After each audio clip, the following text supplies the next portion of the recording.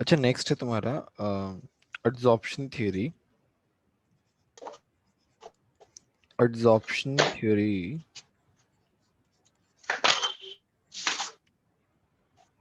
Of catalysis. ठीक है, इसका एड्सॉर्प्शन थ्योरी जो है वो देखते हैं हम लोग। नाउ इस थ्योरी में 5 स्टेप में बताया कि कैटालिसिस कैसे होता है।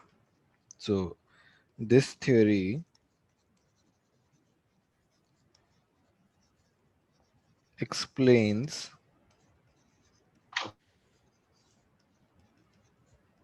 catalysis mechanism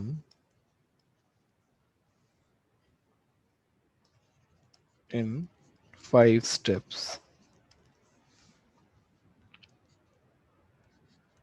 पहला स्टेप है diffusion of reactants. Diffusion of reactants on the surface of catalyst. On the surface of catalyst. तो क्या होता है, सबसे पहले कैटलिस्ट की सरफेस पे रिएक्टेंट आता है। जैसे H2 आया था, याद है? हेलो। हाँ, मेरी आवाज आ रही है? हाँ, अरे वो वाईफाई चला गया। अच्छा, सबसे पहले जो रिएक्टेंट्स है ना, उनका डिफ्यूजन होता है। नेक्स्ट होता है adsorption of reactant. Adsorption of reactant. Adsorption of reactant on surface of catalyst. On surface of catalyst.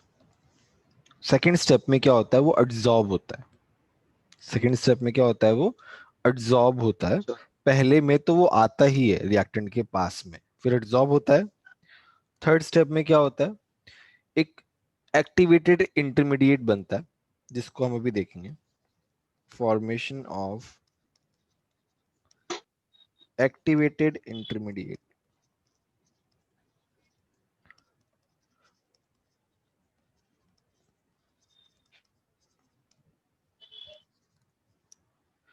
Next है, जब वो एक्टिवेटेड इंटरमीडिएट बन गया है, अभी क्या होता है, डिसॉर्प्शन होता है। क्योंकि हमें प्रोडक्ट भी तो बनाना है। कैटलिस्ट क्या कर रहा है, एक हाँ तरीके से प्लेटफॉर्म प्रोवाइड कर रहा है, वो खुद थोड़ी ना जा रहा है। हाँ तो हाँ रिएक्टेंट्स आए, रिएक्टेंट ने इंटरमीडिएट बनाया, अब वो क्या बनाएंगे, अब प्रोडक्ट बनाएंगे। तो अब हो रहा है हाँ। Desorption of product from desorption of product from catalyst surface. Catalyst surface, so that surface is available, so that surface is available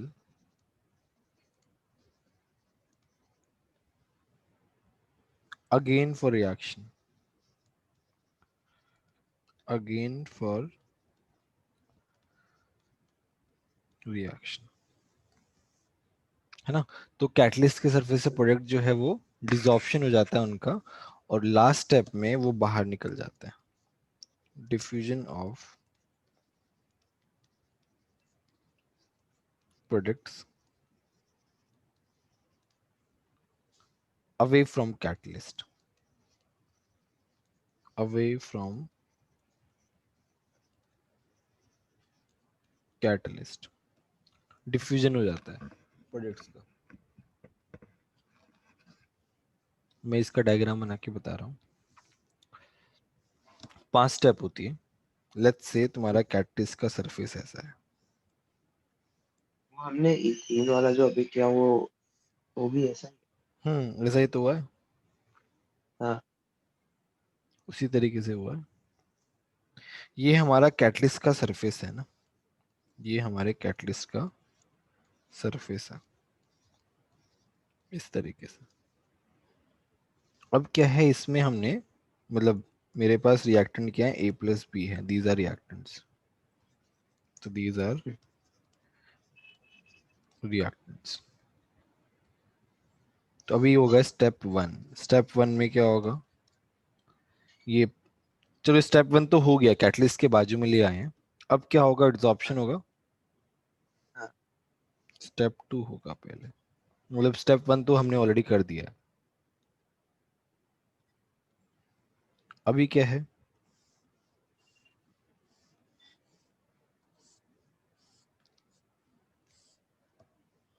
तो यहाँ पे ए और बी लग गया है ना, एड्सॉर्प्शन हो गया।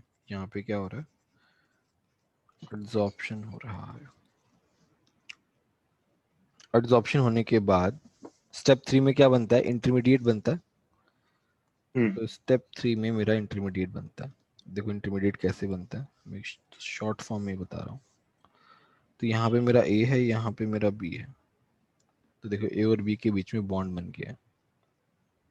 तो ये मेरा क्या है, इंटरमीडिएट। देखो इंटरमीडिएट कहने के लिए अलग अलग तरीके से अलग अलग रिएक्शन में अलग अलग होता है। यहाँ पे हम इस हाँ, तरीके से बता रहे हैं। इंटरमीडिएट बनने के बाद स्टेप फोर होगा। फोर क्या होगा, डिसॉर्प्शन। है ना। अभी क्या होगा, मेरा ये कैटलिस्ट जो है ना वो तो अलग हो जाएगा, और मेरा ए हाँ, बी जो है ना वो अपना बॉन्ड बना लेगा। तो ये मेरा क्या है, प्रोडक्ट। और फिफ्थ स्टेप में प्रोडक्ट ऊपर चला जाएगा, मतलब अलग हो जाएगा कैटलिस्ट से। समझ में आया, थियरी ऑफ कैटलिस्ट। हाँ, हाँ, हाँ। तो इसके हिसाब से इसमें खाली केमिस्ट ऑप्शन में ही होगा ये।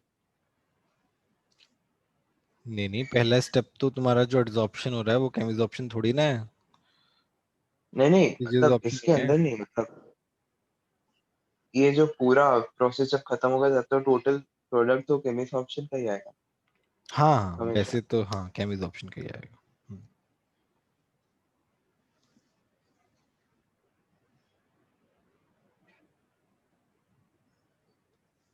तो मतलब फिजिक्स ऑप्शन में कैटलिस्ट का काम नहीं है कोई।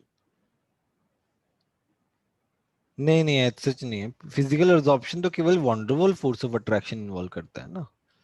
तो इसका जो हाँ, पहला स्टेप एब्जॉर्प्शन का, उसमें केवल वो अपने उसकी मॉलिक्यूल्स को सरफेस पे लेके आ रहा है, बस फिजिकल एब्जॉर्प्शन। हाँ,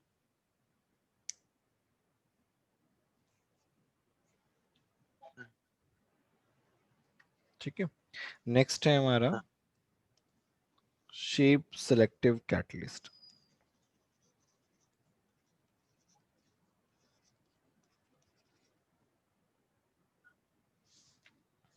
कैटालिसिस ऑफ जियोलाइट।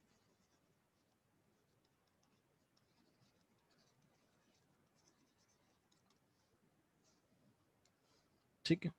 इसमें क्या होता है, hmm, shape selective catalysis of zeolite में, इसमें कैटलिस्ट के पोर स्ट्रक्चर पे रिएक्शन डिपेंड होता है। Pore structure and size of reactant and product, है ना।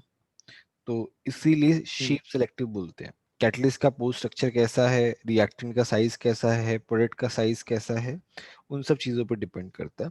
और वो जियोलाइट के बेसिस पे देखते हैं। मैं लिख दे रहा हूँ, the catalytic reaction,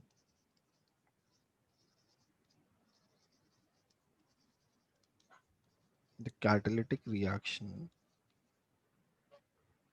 that depends on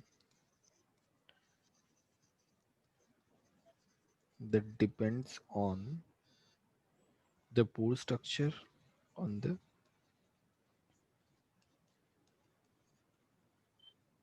pore structure of catalyst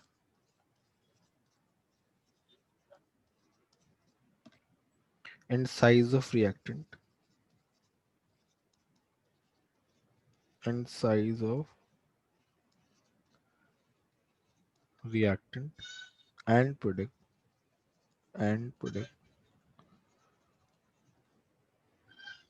molecules is called shape selective catalyst. Shape selective catalyst. ठीक है, इसमें क्या होता है, इसमें जियोलाइट जो है वो कैटलिस्ट की तरह काम करते हैं। जियोलाइट, तो zeolites are good shape, are good shape selective catalyst, shape selective catalyst due to its due to its honeycomb like structure, honeycomb like structure। इसका honeycomb like structure होता है, तो ये थोड़ा ध्यान रखना, ये पूछ सकते हैं जियोलाइट के स्ट्रक्चर के बारे में। तो इसका स्ट्रक्चर जो है ना वो ऐसे रहता है,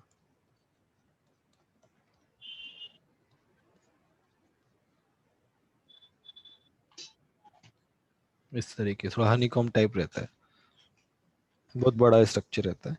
अब जियोलाइट होते क्या हैं, तो zeolites are microporous,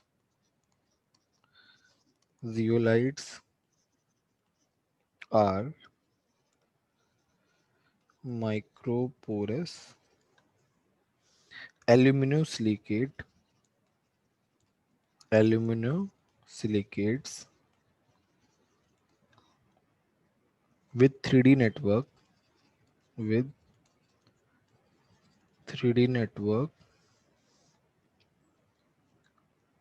that form ALOSI, silicon भी आता है फ्रेमवर्क। ये क्या होते हैं, एल्यूमिनोसिलिकेट होते हैं 3D नेटवर्क वाले, जिसमें लिंकेज रहता है, ALOSI लिंकेज रहता है।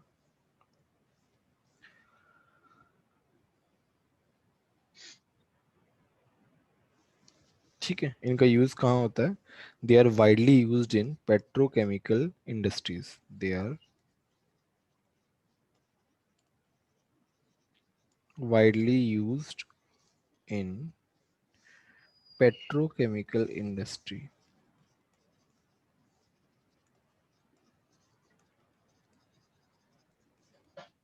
petrochemical industry।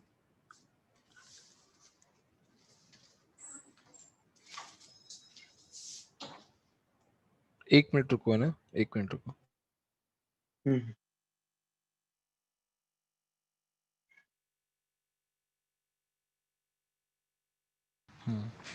तो they are widely used in petrochemical industry, petrochemical industry में बहुत ज़्यादा यूज किए जाते हैं। अच्छा, अपार्ट फ्रॉम दैट उनका एक टाइप है जो काफ़ी फेमस है, ये पेट्रोकेमिकल इंडस्ट्रीज में फॉर क्रैकिंग,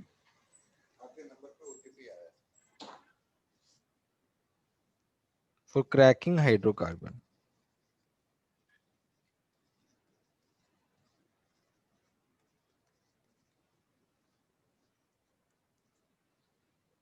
मतलब वो हाइड्रोकार्बन के साथ इंटरमीडिएट बनाते हैं। मतलब वो जो पेट्रोकेमिकल इंडस्ट्री में बड़े बड़े हाइड्रोकार्बन रहते हैं ना, उनको तोड़ना पड़ता है बेसिकली। उनको तोड़ने के लिए ये कैटलिस्ट काम आता है।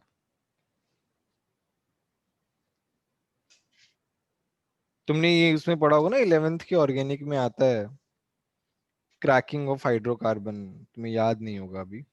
तो क्रैकिंग ऑफ हाइड्रोकार्बन जो है ना वो इस कैटलिस्ट को यूज करके किया जाता है। अच्छा। ठीक है, इसका एक एग्जांपल है ZSM5। ये क्या करता है, it converts alcohol directly into gasoline, directly into gasoline. Alcohol को गैस में। हम्म,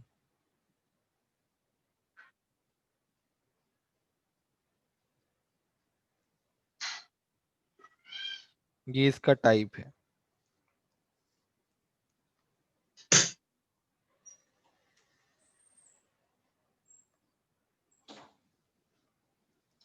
टाइप ऑफ जियोलाइट।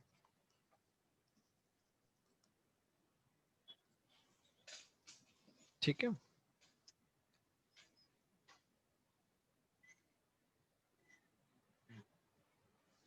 तो ये हुआ हमारा जियोलाइट के बारे में। नेक्स्ट, मतलब ये आपने जो पहले लिखा वो रिएक्शन को जियोलाइट नहीं बोलते ना? नहीं नहीं, जियोलाइट तो तुम्हारा एक वो है, सीरीज ऑफ कंपाउंड्स है, कैटलिस्ट वाला। हाँ रिएक्शन तो रिएक्शन को तो वो करेगा ना, फैसिलिटेट करेगा ना, बढ़ाएगा ना उस रिएक्शन को। हाँ हाँ ये कैटलिस्ट हुआ ना। हाँ हाँ।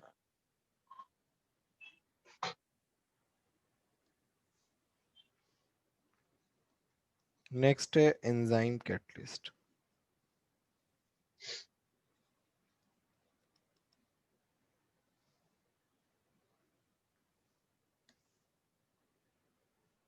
अच्छा, एंजाइम्स क्या होते हैं? एंजाइम्स बेसिकली ये भी ऑर्गेनिक कंपाउंड्स होते हैं, ये भी क्या करते हैं, कैटलिस्ट का ही काम करते हैं basically.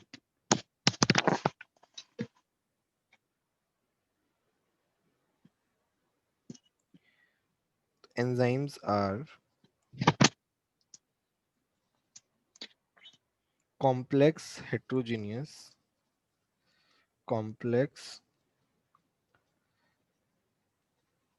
heterogeneous organic compounds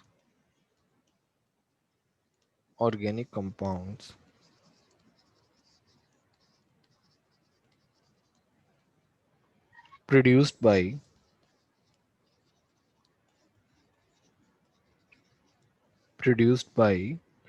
living plants,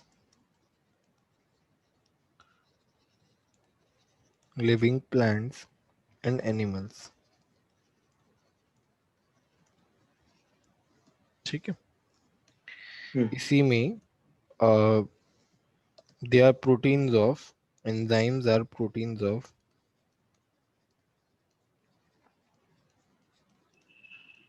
enzymes are proteins of high molecular mass,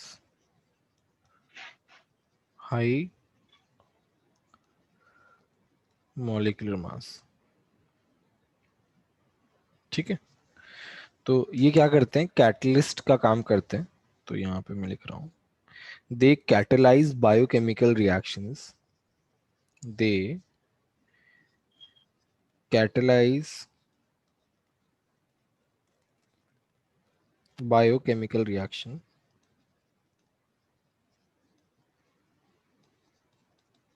उनको कैटलिस्ट का काम करते हैं, इन are very effective catalyst are very effective catalyst and are very effective catalyst, also called as biochemical catalyst, also called as biochemical catalyst। ठीक है, इसी में आता है नेक्स्ट, इसके एग्जांपल्स हैं।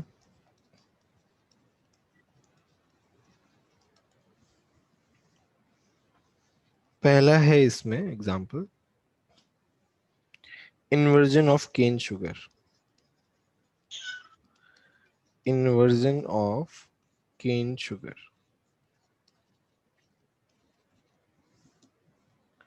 ठीक है, इन्वर्जन ऑफ केन शुगर में क्या रिएक्शन है कि मेरे पास शुगर है,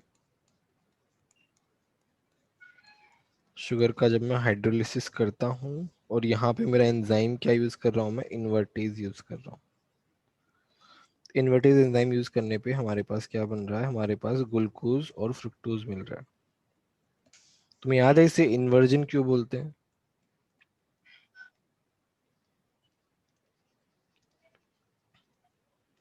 हाँ बायोमोलिक्यूल में पढ़ा था हमने, शुगर का इन्वर्जन हो जाता है ना बेसिकली। जैसे मान लो पहले जो भी उसका ऑप्टिकल आइसोमर जो भी रहता है, जैसे मान लो पहले आर होता है तो बाद में एस हो जाता है, इस टाइप से इन्वर्जन हो जाता है बेसिकली, हाँ। है ना। तो इन्वर्टेज एंजाइम यूज करते हैं, वो एज ए कैटलिस्ट काम करता है।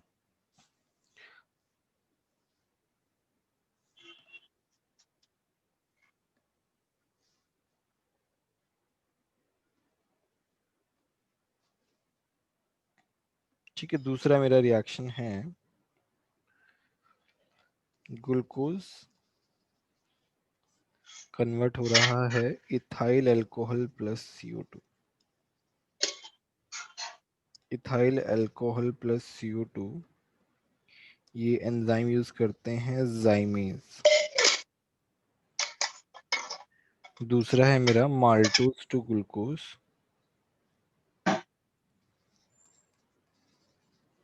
माल्टोज टू ग्लूकोज, इसमें हम यूज करते हैं माल्टेज। नेक्स्ट है urea to NH3 plus CO2, ये होता है यूरिएज। ठीक है, ये सब एग्जांपल्स हैं एंजाइम कैटलिस्ट किस तरीके से रहता है। अभी हम इसकी कैरेक्टरिस्टिक्स देखते हैं।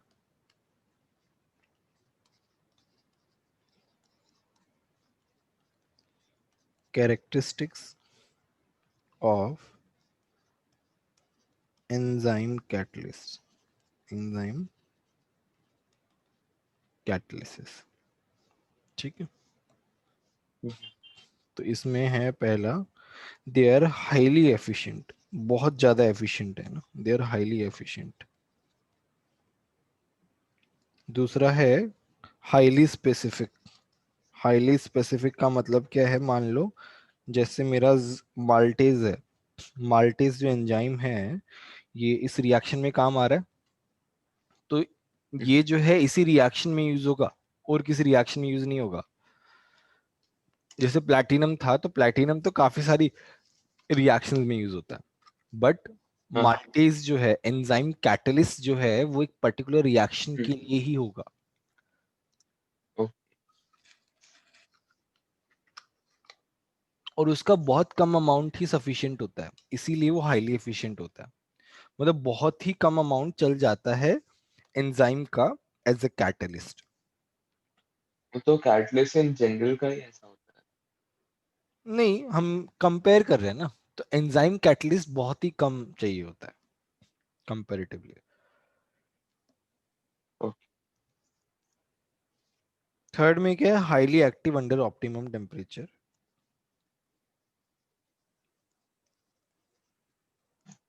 Highly active under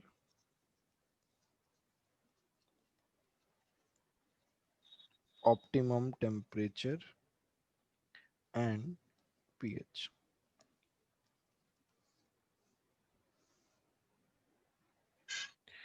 Activity increases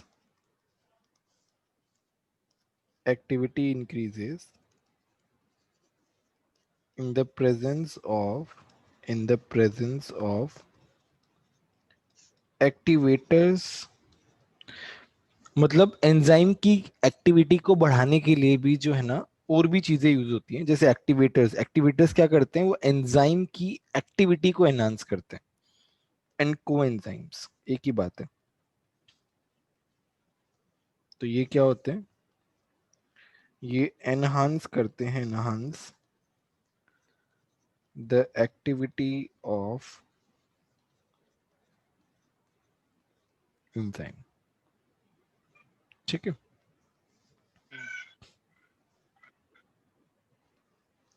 next है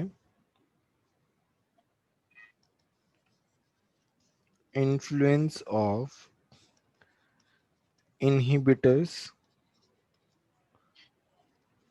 एंड पॉइजन। तो ये क्या करते हैं, decrease the activity of enzyme. ये क्या करते हैं, एंजाइम की एक्टिविटी को डिक्रीज करते हैं। तुम्हें बस पता होना चाहिए इनका मतलब क्या है। बहुत ज्यादा क्वेश्चंस नहीं पूछेंगे इन पे, है ना। हल्का फुल्का आइडिया होना चाहिए तुम्हें, मतलब नॉलेज होना चाहिए इन सब चीजों का। आपने इनहिबिटर्स एंड क्या लिखा है? पॉइजन।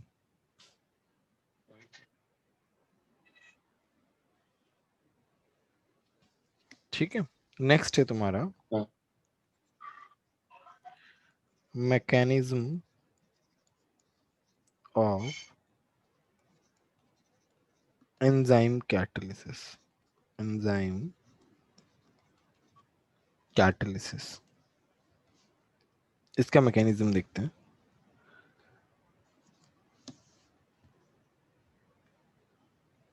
तो एंजाइम की सरफेस पे ना काफी सारी कैविटीज होती हैं, और उन कैविटीज पे हमारे एक्टिव ग्रुप लगे होते हैं। एक्टिव ग्रुप का मतलब क्या है? NH2COH, मतलब तुम्हारे फंक्शनल ग्रुप जो है ना, उस कैविटीज में रहते हैं। तो जब रिएक्टेंट मॉलिक्यूल जो है उस एक्टिव साइट के पास आता है, तो एक केमिकल चेन जो है ना वो डेवलप हो जाता है। ठीक है, मैं धीरे धीरे लिखते हुए समझाता हूँ। There are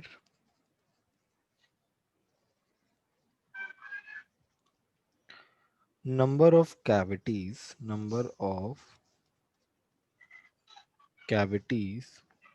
on the surface of enzyme, on the surface of enzymes. These cavities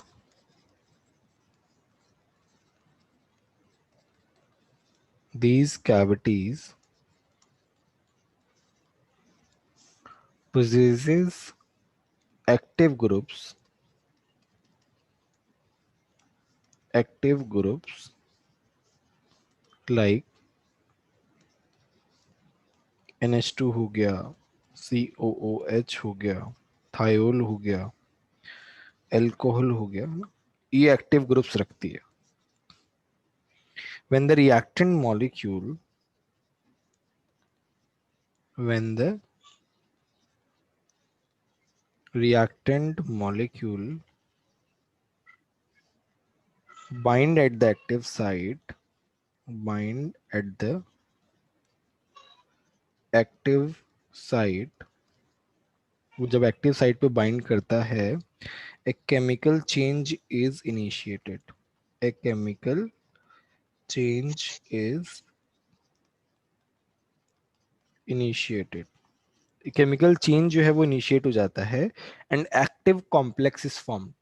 पहले क्या हो रहा था जब हमने कैटलिस्ट का वो देखा था ना, हम्म, देख रहे थे, ये हमारा इंटरमीडिएट बन रहा था यहाँ पे, है ना। तो यहाँ हाँ, पे हम उस इंटरमीडिएट को क्या बोल रहे हैं? एक्टिव कॉम्प्लेक्स बोल रहे हैं। Initiated and active complex is form, and okay, active complex is form. ठीक है, which हाँ, decomposes to yield product, which decomposes to yield product basically। तो इसके डिकम्पोजिशन में डिफ्यूजन हो रहा है। मतलब वो डिकम्पोज भी बोल सकते हैं, या फिर वो, हाँ, डिफ्यूजन हो रहा है बेसिकली, अलग अलग हो रहा है वो।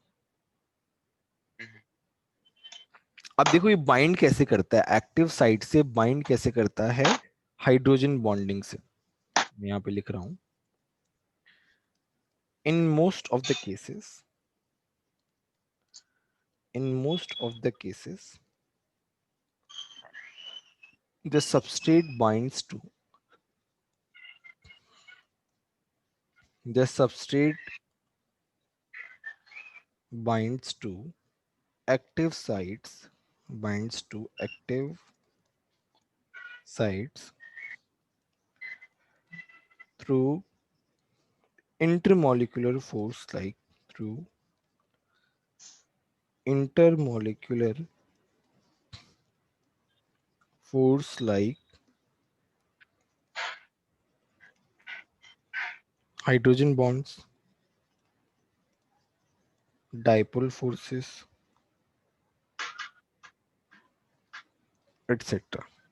तो ये सब फोर्सेस लगते हैं जब वो सबस्ट्रेट से बाइंड करता है। तो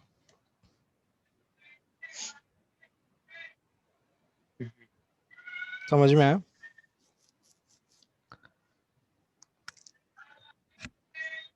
mechanism of catalyst, mechanism of enzyme catalyst समझ में आया कि नहीं आया, ये बताओ। मतलब ये लास्ट में इंटरमीडिएट की बात कर रहा है ना? कौन से में? The substrate binds to active site. वो तो बाइंड वाला है ना, स्टार्टिंग में है ना। वो तो इंटरमीडिएट यहाँ थोड़ी ना है, इंटरमीडिएट तो बाद में बनता है, पहले बाइंड तो हो। तो इसका जो पहला लाइन है, when the reacting molecule bind at the active site, तो बाइंड कैसे करता है हम वो बता रहे हैं ना। अच्छा, ओके ओके ओके, हाँ। उसके बाद में तुम्हारा एक्टिव कॉम्प्लेक्स बनेगा ना, उसके बाद में तुम्हारा इंटरमीडिएट बनेगा, पहले हम्म। बाइंड तो हो। हाँ ठीक है, तो इसका एक मॉडल होता हाँ। है इस मैकेनिज्म का, जिसे हम बोलते हैं लॉक एंड की मॉडल। किस तरीके से आता है? लॉक एंड की मॉडल में बताता हूँ क्या होता है।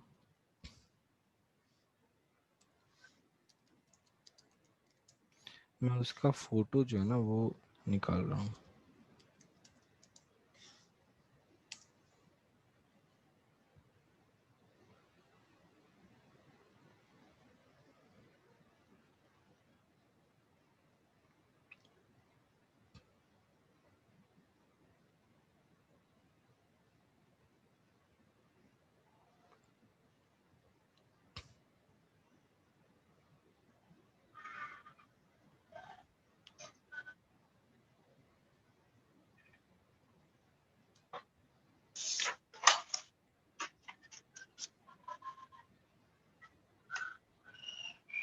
दिख रहा है इमेज? हाँ हाँ हाँ। ये एनसीईआरटी में भी दिया है शायद। हाँ हाँ, एनसीईआरटी में भी दिया है। हाँ। ठीक है, तो इसे बोलते हैं lock and fee model, lock and key model, sorry. इसमें क्या होता है ना, एवरी लॉक, मतलब एवरी लॉक, एक्टिव साइट बोलते हैं जिसे। एक्टिव साइट जो है ना, उसके लिए हम्म एक पर्टिकुलर शेप का की होता है। और देखो, तुम्हारा सबस्ट्रेट है और एंजाइम है। एंजाइम जो हम्म है, एंजाइम के पास एक जगह है जिसे हम एक्टिव साइट बोलते हैं, है ना। और हम्म सबस्ट्रेट जो है ना, वो एक तरीके से की है। जब वो की उस एंजाइम में जाती है, उस फिट होती है। अब वो की है ना, वो की उस पर्टिकुलर एंजाइम के लिए ही है। मैंने बताया था enzyme catalyst are very specific in nature. So वो हाँ। की ऐसा नहीं है कि हर जगह अवेलेबल है, नहीं नहीं नहीं नहीं। वो एक पर्टिकुलर की है, उसी शेप की। जब वो पास में आती है, बाइंड होती है, और उसके बाद में तुम्हारा मतलब एक तरीके से एक लॉक, लॉक तुम्हारा क्या, एंजाइम तुम्हारा लॉक है और सबस्ट्रेट तुम्हारा की है। तो वो हम्म की जब तक लॉक में डलेगी नहीं, तब तक वो खुलेगा नहीं।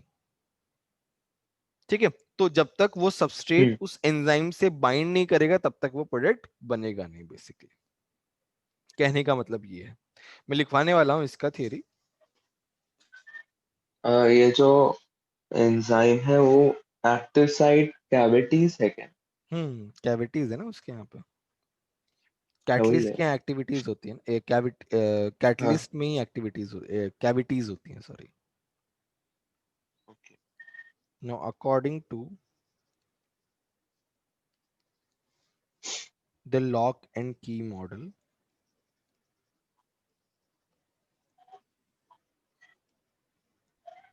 according to lock and key model, every lock,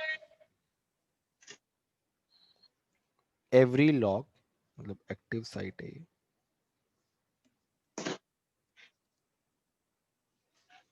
every lock has a particular shape has a particular shape and when a particular key when a particular key, और की क्या होती है, सबस्ट्रेट होती है, which has complementary shape, which has complementary shape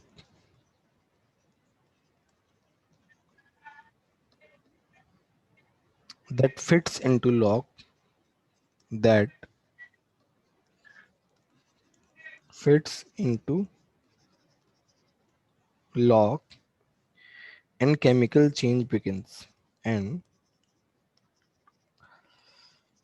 chemical change begins, that result into that results into a product, a product.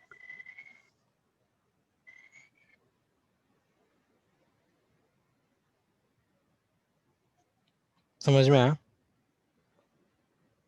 हम्म।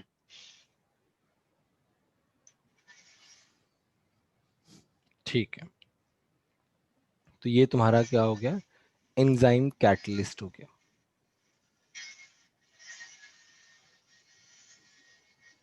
अभी हम next हमारा है कोलॉइड्स। मैं कोलॉइड्स का इंट्रोडक्शन दे देता हूँ आज, बाकी तो नेक्स्ट क्लास में ही हम लोग पढ़ेंगे। हम्म। तुम्हारे प्री बोर्ड में देना कंपलसरी है क्या, प्री बोर्ड? हाँ और तुम उसके लिए पढ़ाई कर रहे हो कुछ? हाँ, मतलब स्कूल में जो दे रहे हैं प्रैक्टिस करा। अच्छा अच्छा, हाँ तो फिर ठीक है, अच्छा ही है, तुम्हारे बोर्ड्स का प्रिपरेशन हो जाएगा। हम्म। कब, 16 तारीख से ना? हाँ, थोड़ा। ठीक है, तो अब देखो, there are 3 types of solution, there are 3 types of solution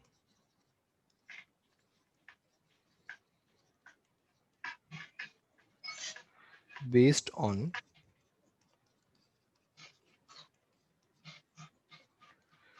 particle size. तो यहाँ पे मैं 3 सॉल्यूशन की बात कर रहा हूँ, तीनों को एग्जांपल ले रहा हूँ, है ना। ये है हाँ। सॉल्ट प्लस वाटर,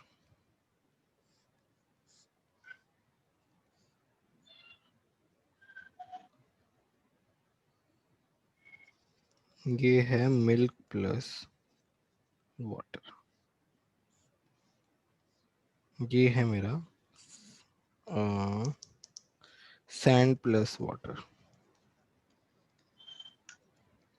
ठीक है, अब इन्हें पार्टिकल्स कैसे हैं सॉल्ट एंड वाटर में, ये तो तुम्हारा वाटर है ना, सॉल्ट तुम्हारे ये इस तरीके से, मिल्क प्लस वाटर में क्या है, ये तो तुम्हारा वाटर है, तीनों में ही वाटर है। ठीक है, मिल्क जो है, मिल्क के पार्टिकल्स ऐसे हैं,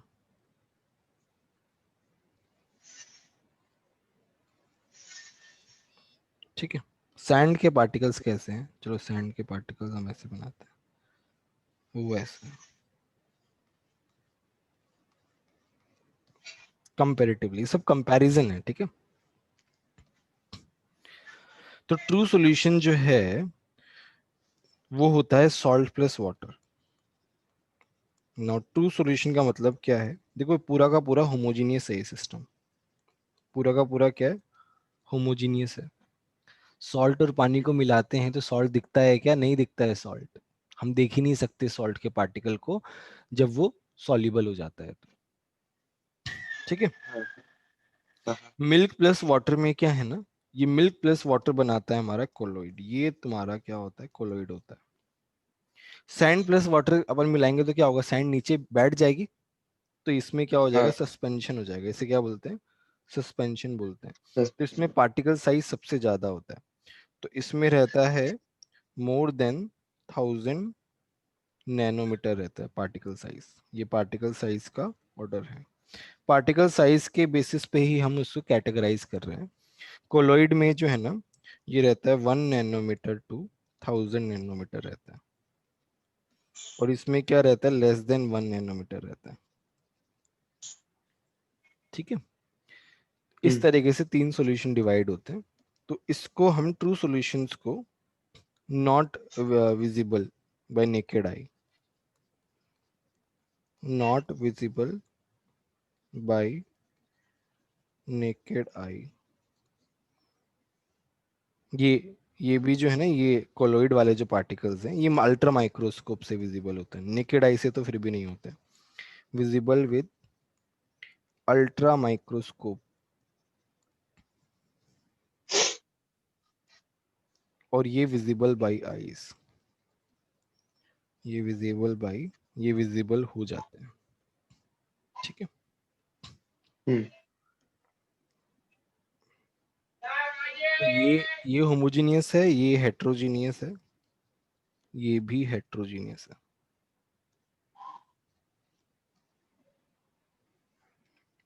सॉल्ट प्लस वाटर का अल्ट्रा माइक्रोस्कोप से नहीं दिखेगा। नहीं नहीं नहीं, वो इतना छोटा होता है, उससे भी नहीं दिखेगा। अच्छा।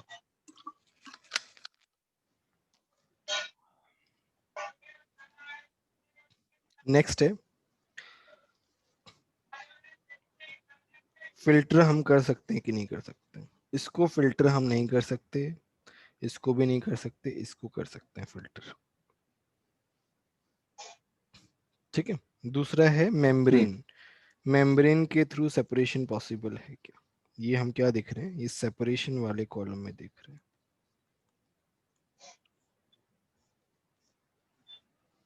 ये सेपरेशन वाला कॉलम है, मेम्ब्रेन से इसको तो नहीं कर सकते, इसको कर सकते हैं, इसको कर सकते हैं।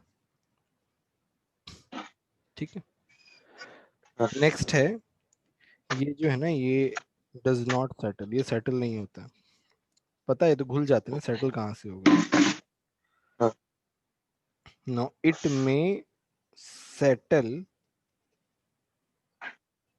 Under centrifuge. सेंट्रीफ्यूज पता है क्या होता है। नहीं। तो सेंट्रीफ्यूज जो है ना, बेसिकली सेंट्रीफ्यूज एक लैब में एक काम आने वाला इंस्ट्रूमेंट टाइप का होता है। तो उसमें क्या होता है, एक बाउल होता है, और उसमें क्या होता है, तुम्हारा सेटलिंग के लिए यूज करते हैं। मैं वीडियो दिखाता हूँ तुमको, रुको एक मिनट।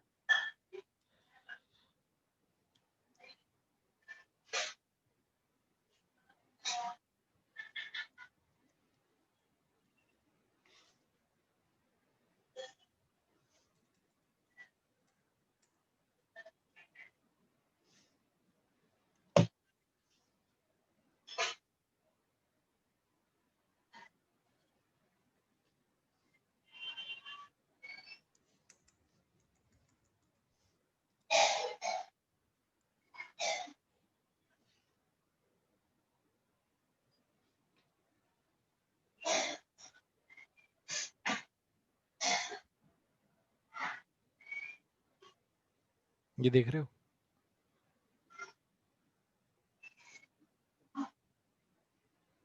हाँ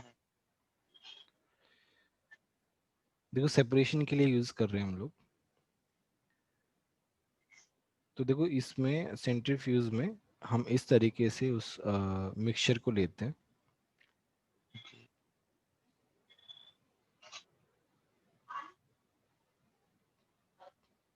ठीक है, और उसे उस मशीन में रख देते हैं, इस तरीके से डाल के हाँ। उस मशीन में रख देते हैं। तो मशीन सेंट्रीफ्यूज है। हाँ, मशीन सेंट्रीफ्यूज है। देखो इस तरीके से वो उसे रोटेट करता है ना। अलग अलग टाइप की मशीन्स होते हैं, मतलब उनका काम एक ही होता है, बस दिखने में अलग अलग होते हैं। तो ये हाँ, उस पूरा रोटेट करता है और वो फिर पार्टिकल्स जो है वो सेटल डाउन हो जाते हैं।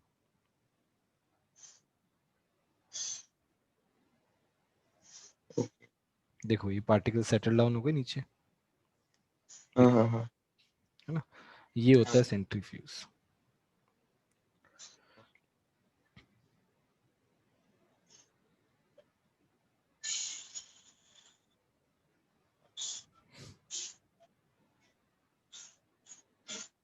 ठीक है, तो सेंट्रीफ्यूज जो है ना लैब में यूज होता है।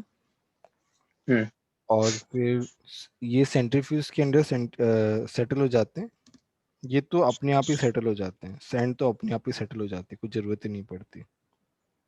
हम्म, समझ में आया, ये सब डिफरेंस है ट्रू सॉल्यूशन, कोलॉइड और सस्पेंशन में। 3 टाइप के सॉल्यूशन है।